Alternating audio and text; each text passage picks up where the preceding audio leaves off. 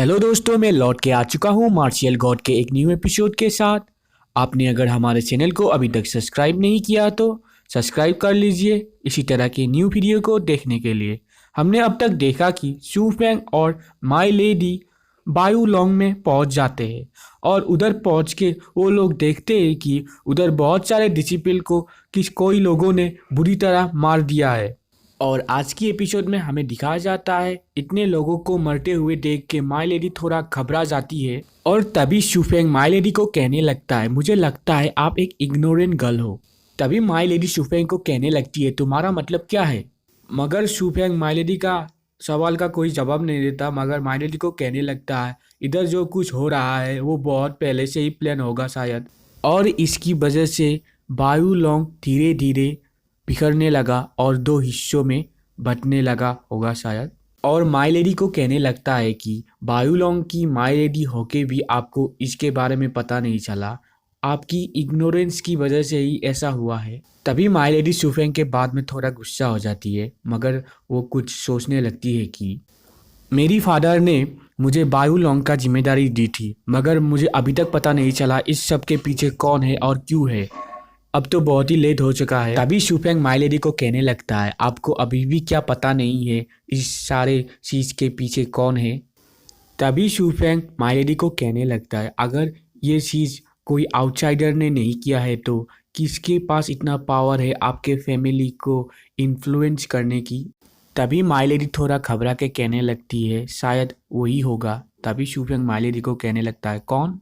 और माई लेडी को फिर से कहने लगता है, आप मुझसे क्यों इन्फॉर्मेशन छुपा रही हो, इसके बावजूद कि मैं आपको हेल्प कर रहा हूँ। तभी माई लेडी शूफेंग ने उसको कैसे बचाया था इसके बारे में सोचने लगती है और शूफेंग को कहने लगती है, वो मेरा अंकल मूजो वांग गाओ है और वही एक पर्सन है जो मेरे फादर के अलावा बायू लोंग को इतना कंट्रोल कर सकता है। और जब मेरा फादर ट्रेनिंग में चले जाते हैं, बायू लोंग का सारा कंट्रोल मेरा अंकल ही करता है और मेरा अंकल मुझे नोटिस दिए बिना ही सारा काम करते हैं।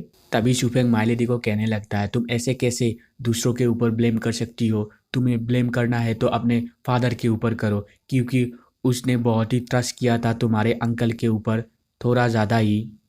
तभी शूफेंग अपने मन में सोचने लगता है, माई लेडी का फादर जिस जगह पे ट्रेनिंग में गया होगा वो बहुत ही अच्छा जगह होगा, इसलिए मुझे उस जगह पे एक बार जाना होगा। तभी शूफेंग दोबारा सोचने लगता है कि माई लेडी स्मार्ट है मगर वो बहुत ही चाइल्डिश है, इसलिए ही उसके अंकल ने उसको मैनिपुलेट कर पाया होगा। और माई लेडी को कहने लगता है, तुम्हारा अंकल ने इसके बारे में बहुत पहले से ही प्लान बनाया होगा शायद, और उनके फर्स्ट टारगेट शायद तुम्हारी फादर हो गए, इसलिए हमको तुम्हारे फादर को ढूंढना होगा। तभी माई लेडी शूफेंग का बात सुन के अपने फादर के लिए थोड़ा चिंता करने लगती है और उस घोड़े से नीचे उतर के किसी जगह पर जाने लगती है और शूफेंग को कहने लगती है, तुम मेरे पीछे आओ। तभी शूफेंग माई लेडी को कहने लगता है, उस जगह पर क्या हम घोड़े से नहीं जा सकते। तभी माई लेडी कहते हैं, उस जगह थोड़ी आगे ही है। और तभी शूफेंग अपने घोड़े से उतर जाता है और माई लेडी का पीछा करने लगता है। तभी थोड़ा आगे आने के बाद माई लेडी और शूफेंग एक पहाड़ी इलाके में आ जाते हैं और माई लेडी अपने हेयर से एक पिन निकाल लेती है और उस हेयर पिन की मदद से उस पहाड़ी में एक गुफा का दरवाज़ा खोल देती है। तभी शूफेंग उस गुफा को देख के हैरान हो जाता है और माई लेडी को कहने लगता है, ये क्या है। तभी माई लेडी कहने लगती है, ये बायू लोंग का लाइफ लाइन है, मेरे पीछे आओ।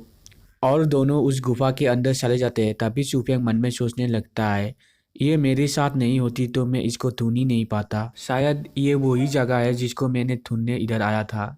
तभी शूफेंग अपने मन में सोचने लगता है, ये गाल तो बहुत ही स्लो है। और तभी शूफेंग माई लेडी को उसके पीठ में बैठने को कहता है और कहने लगता है, मैं आपको कैरी करके ले जाऊंगा। और शूफेंग अपना विंड वॉकिंग टेक्निक का यूज़ करके बिजली की रफ्तार से वहाँ से आगे बढ़ने लगता है। तभी माई लेडी शूफेंग का रफ्तार देख के थोड़ा घबराने लगती है और शूफेंग को कहने लगती है, थोड़ा धीरे चलो। तभी शूफेंग कहता है, धीरे चलने से हमको बहुत देर लग जाएगी।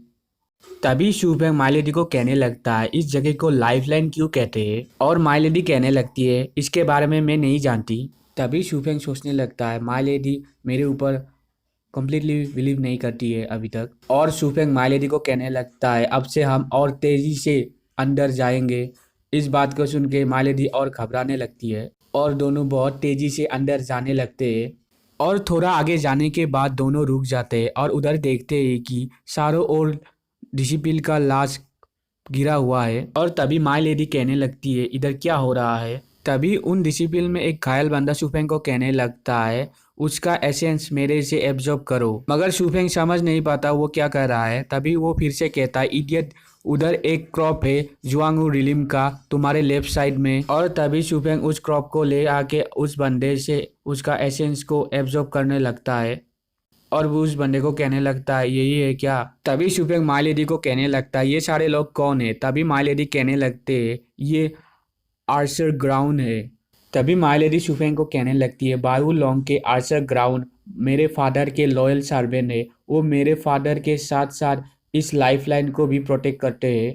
मगर इन लोगों को किसने मार दिया है, इसका मतलब शायद लाइफलाइन में किसी ने अटैक कर दिया है। तभी माय लेडी अपने फादर के बारे में सोचने लगती है और शुफेंग को कहने लगती है शुफेंग मुझे वहाँ ले जाओ, मुझे मेरे फादर को बचाना है। तभी शुफेंग माय लेडी को कहने लगता है तुम क्या पागल हो रही हो, और उधर शायद वांगू रिलिम के बंदे फाइट कर रहे होंगे। अगर तुम उधर जाओगी तो तुम अपने फादर के लिए एक बोझ ही बन जाओगी। तभी शुफेंग अपना कॉम्पास निकाल लेता है। तभी माय लेडी उस कॉम्पास को देख लेती है और कहने लगती है ये तो स्पिरिट कॉम्पास है, तुम क्या एक स्पिरिट मास्टर हो। तभी शुफेंग उस कॉम्पास को देख के कहने लगता है शायद ये टॉम का एंट्रेंस है, मगर इधर एक बहुत बड़ा फाइट हो रहा है। और दोबारा सोचने लगता है मेरे प्रेजेंट के पावर से मैं वांगू रिलिम के बंदे से बहुत ही मुश्किल से जीत पाऊंगा और ये मेरे लिए बहुत ही रिस्की होगा। तभी माय लेडी शुफेंग को आगे नहीं बढ़ते देख शुफेंग को कहने लगते तुम अगर आगे नहीं जाना चाहते हो मैं जाऊंगी, और आगे बढ़ने लगती है। तभी शुफेंग उसको देख लेता है और कहने लगता है तुम क्या खुद को मारना चाहती हो, और माय लेडी को रोक लेता है। तभी माय लेडी चिल्ला के शुफेंग को कहने लगती है इधर से मुझे जाने दो। तभी शुफेंग माय लेडी को कहने लगता है काम डाउन, तुम उनको कैसे हेल्प कर सकती हो, तुम उधर फाइट भी नहीं कर पाओगी और तुम्हारा फादर तुमको उधर देख के डिस्ट्रैक्ट हो जाएगा और इसकी वजह से वो उधर मर भी सकते हैं। तभी माय लेडी रोते रोते शुफेंग को कहने लगती है अब मैं क्या करूं, क्या मैं अपने फादर को मरते हुए ऐसे देखूं। अभी नेक्स्ट सीन में दिखाया जाता है शुफेंग माय लेडी को कहने लगता है तुम मेरे बैग में फिर से आ जाओ, और कहने लगता है इस बार से जोर से मत चिल्लाना। तभी माय लेडी कहने लगती है ठीक है शुफेंग मैं तुम्हारी बात अब से सुनूंगी, और दोनों उधर से आगे बढ़ने लगते हैं। और तभी हमें नेक्स्ट सीन में दिखाया जाता है माय लेडी का अंकल माय लेडी के फादर को कहने लगता है लिटिल ब्रदर तुम ऐसा क्यों कर रहे हो, मैं बायूलोंग को डिस्ट्रॉय नहीं करने वाला हूँ और मैं बायूलोंग को और ज़्यादा ही ताकतवर बनाने जा रहा हूँ। और तभी हमें पता चलता है माय लेडी का अंकल फोर्ट वान रिलिम में है। तभी हमें नेक्स्ट सीन में दिखाया जाता है माय लेडी का फादर जिसका नाम मुनजाओ यो लाओ है, वो अपने भाई के ऊपर बहुत ही गुस्सा होने लगता है और कहने लगता है तुम खुद के लिए लाइफलाइन को यूज़ करना चाहते हो। हमारा लाइफलाइन हमारे बायूलोंग का फाउंडेशन है, अगर वो डिस्ट्रॉय हो गया तो हमारा बायूलोंग भी डिस्ट्रॉय हो जाएगा और इसके साथ हमारा घर भी डिस्ट्रॉय हो जाएगा, इसके साथ साथ सारा लैंड भी डिस्ट्रॉय हो जाएगा और हमारा क्लैन भी। तभी माय लेडी का अंकल अपने ब्रदर को कहने लगता है लिटिल ब्रदर तुम क्या पुराने ट्रेडिशन को ही मानते रहोगे, तुम नहीं जानते क्या बायूलोंग धीरे धीरे अपना पावर खो रहा है हर साल। और कहने लगता है तुम ऐसा क्यों कह रहे हो, अगर हमने लाइफलाइन को ओपन कर दिया तो हमने फॉरबिडन लैंड में जा सकेंगे और हमारे फाउंडर ने जो टेक्निक और स्किल सीखा था हम भी सीख पाएंगे। और कहता है इस टेक्निक की मदद से हम सारे लोगों को डिस्ट्रॉय कर देंगे जो हमारे रास्ते में आएंगे, और हमारे 9 लैंड में रूल करने के रास्ते में जो आएगा उसको भी हम डिस्ट्रॉय कर देंगे। तभी माय लेडी का फादर अपने भाई को कहने लगता है तुम ऐसा ही करते रहोगे तो हमारा फाउंडर फिर से अपीयर होगा और इस बार मैं तुमको उनसे बचा नहीं पाऊंगा। तभी माय लेडी के बगल वाला बंदा जिसने काला कपड़ा पहना है वो माय लेडी के फादर को कहने लगता है तुम अपने ब्रदर के बारे में चिंता मत करो, तुम्हारा एंसेस्टर मून जो वन कभी इधर नहीं आएगा क्योंकि वो बहुत साल पहले ही मर चुका है और वो बहुत साल पहले ही अपीयर हुआ था और इसके ऊपर वो कभी भी लाइफलाइन को डिस्ट्रॉय नहीं करेगा। तभी माय लेडी का फादर उस आदमी के बाद में बहुत ही गुस्सा होने लगता है और कहने लगता है तुमने ही मेरे भाई को भड़काया होगा, और ये कह के उस आदमी के ऊपर एक प्लाम टेक्निक अटैक कर देता है। मगर उस अटैक को माय लेडी का अंकल रोक लेता है और अपने भाई से कहने लगता है तुम ऐसा क्यों कर रहे हो, वो सिर्फ हमको हेल्प करना ही चाहता है। तभी माय लेडी का फादर कहने लगता है वो सिर्फ हमारे सीक्रेट के लिए आया है इधर, तुम उसको कैसे बिलीव कर सकते हो। अभी वो काले कपड़े पहनने वाला बंदा कहने लगता है तुम ठीक बोल रहे हो, मैं इधर तुम्हारे फाउंडर का सीक्रेट जानने के लिए ही आया हूँ और तुम्हारे फाउंडर का सीक्रेट मैं तुमको भी बताऊंगा और इसके हेल्प से मैं क्विंजो को भी सेफ रहूंगा। अभी वो काले कपड़े पहनने वाला बंदा माय लेडी के अंकल को कहने लगता है बहुत हो गया, तुम अपना काम करो। तभी माय लेडी का अंकल उस आदमी की बात सुन के अपने ब्रदर को कहने लगता है लिटिल ब्रदर, अगर तुम मेरे आगे से हटोगे नहीं तो तुम मेरे से हर्ट हो जाओगे और इसके लिए मुझे ब्लेम मत करना। तभी माय लेडी का फादर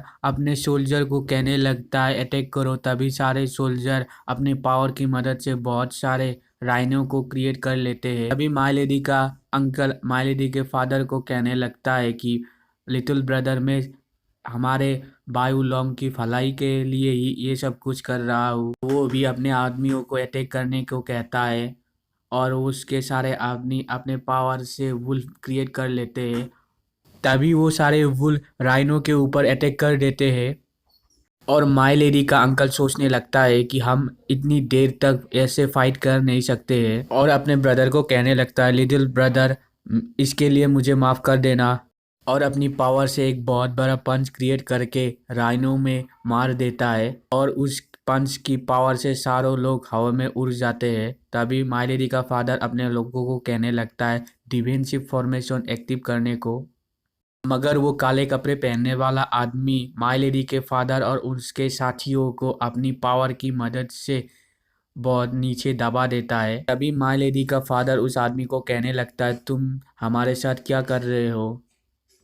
तभी वो काले कपड़े पहनने वाला आदमी उस बड़े से गोल्डन क्रिस्टल के बगल में चला जाता है और उस क्रिस्टल से एनर्जी को एब्जॉर्ब करने लगता है। इसको देख के माय लेडी का फादर उससे कहने लगता है तुम क्या कर रहे हो और थोड़ी देर बाद वो क्रिस्टल वहाँ से गायब हो जाता है और उसकी जगह पे एक पोर्टल खुल जाता है। तभी माय लेडी का फादर उस पोर्टल को देख के सोचने लगता है ये क्या है और कहने लगता है ये क्या चीज़ है।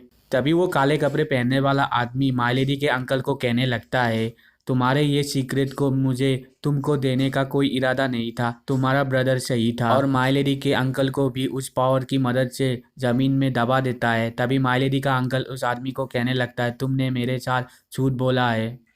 तभी माय लेडी का फादर उस आदमी को कहने लगता है तुम क्या सोचते हो तुम इसके पाने के लिए लायक हो, क्या तुम इसको पा सकोगे। तभी माय लेडी का फादर उस आदमी को फिर से कहने लगता है तुम अगर इस पोर्टल की मदद से उधर जा भी पाओगे मगर उधर तुमको कोई चीज़ नहीं मिलेगा, सिर्फ उधर तुम्हें अपना मौत ही मिलेगा। मगर वो आदमी उस पोर्टल के अंदर घुस जाता है और इसी समय ही शूफेंग और माय लेडी उस जगह पे आ जाते हैं और तभी माय लेडी अपने फादर को देख लेती है और माय लेडी का फादर भी माय लेडी को देख लेता है। तभी माय लेडी का फादर अपनी लड़की को कहने लगता है जिंग यू तुम इधर की क्या कर रही हो। तभी हमको पता चलता है माय लेडी का नाम जिंग यू है। तभी उसी समय स्पिरिट गर्ल शूफेंग को कहने लगती है शूफेंग तुम उस पोर्टल के अंदर चले जाओ, शायद वही डी टॉम का एंट्रेंस है। तभी शूफेंग स्पिरिट गर्ल को समझ गया बोल के जिंग यू को अपने फादर के ऊपर गिरा के तेजी से भागने लगता है और शूफेंग जंप करके उस पोर्टल के अंदर घुस जाता है और शूफेंग उस पोर्टल के घुसने के बाद वो पोर्टल भी क्लोज हो जाता है और इधर ही हमारा एपिसोड एंड होता है। उस पोर्टल के अंदर जाने के बाद शूफेंग का क्या होगा ये जानने के लिए हमारे चैनल को सब्सक्राइब कर दीजिए और बेल आइकन को भी क्लिक कर दीजिए और हमारे चैनल को लाइक कमेंट और शेयर कर दीजिए और पहले वाला वीडियो नहीं देखा तो लेफ्ट साइड वाला वीडियो को क्लिक कीजिए। Thank you.